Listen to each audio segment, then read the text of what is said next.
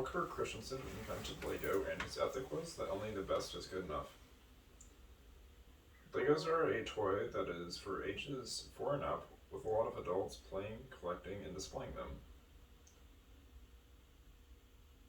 Legos come in a wide variety of sets where the higher age and piece count indicates if it is a harder set to construct. You can also dismantle and reconstruct any set however you like.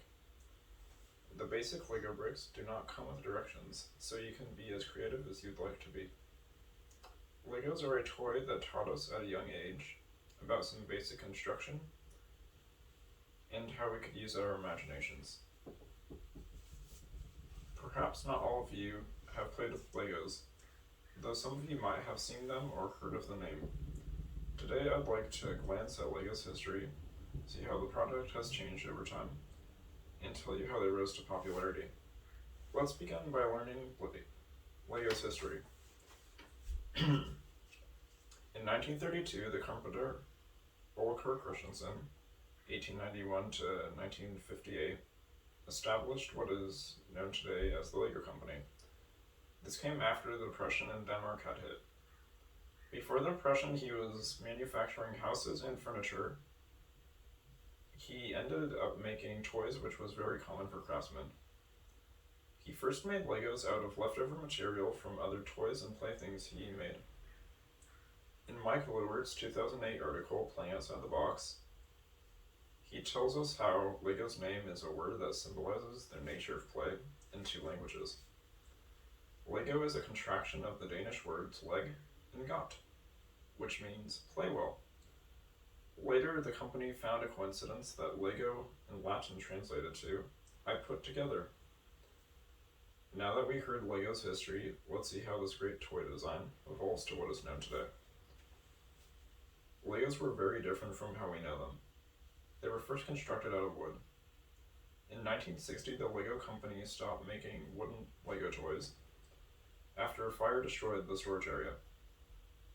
Mike Lewart's 2008 article, Playing Outside the Box, states the process Lego went through when deciding what was the best material to construct Legos.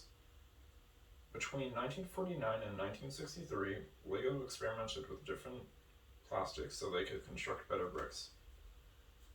They started out with wood, but Ole's son, Gottfried Kirk Christensen, suggested that they should buy a machine to use injection molding with plastic. To begin, the first plastic they used was cellulose acetate, though they stopped using this kind of plastic because it was easily deformed by heat and water. From 1963 onwards, the plastic that was used changed to acrylonitrile butadiene styrene, or ABS, which enhanced the quality and the brick's life endurance. The new bricks could fasten perfectly with the bricks from 10 to 20 years ago. The Lego automatic binding bricks, which are the forerunner of the bricks we know today, were released in 1949. These bricks come in 4 or 8 studs and 4 different colors. The first system that connected the bricks was not based on the stud-into coupling system, which we know today. The bricks had studs on top, but had no tubes underneath, and had slots to accommodate with windows and doors. Strictly speaking, Lego did not invent plastic building bricks. They were inspired by the English kitty craft, self-locking building bricks. From seeing Lego's design evolution, now let's see how Lego rose to popularity. When Lego was dealing with problems selling their product in the 1970s and 1980s, the introduction of the theme Lego kits emerged.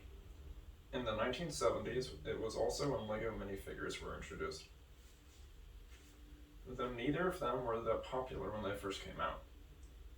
After the minifigures came out, people felt like the fun of using your imaginations was lost with the theme sets and themed roles of the minifigures. In the 1990s, people began to create video games and theme parks that gave the minifigures a storyline. After coming close to the company's collapse in 2003, they started to come out with different variations of Legos. for different age groups to appeal to a larger consumer audience. They came out with a Duplo, which was meant for young children, and Technic for teenagers, which deals with harder ways of building. In Puri's 2017 article, The Lego Story, she states, Lego is the ultimate toy because it doesn't have any rules. What Lego allows you to do is dip into a big bucket of mess and pull out these bricks and slowly make something that is uniquely yours. Today I told you about the history of the Lego company, how the product has evolved, and how they rose to popularity. Even though you may never play with Lego bricks, there are still video games, shows, movies, and theme parks that you can enjoy. Lego has a lot to offer that you can take advantage of if you want to play in a well-organized or unique fashion. If you're looking for a fun way to express an idea to someone, this may be the perfect toy for you.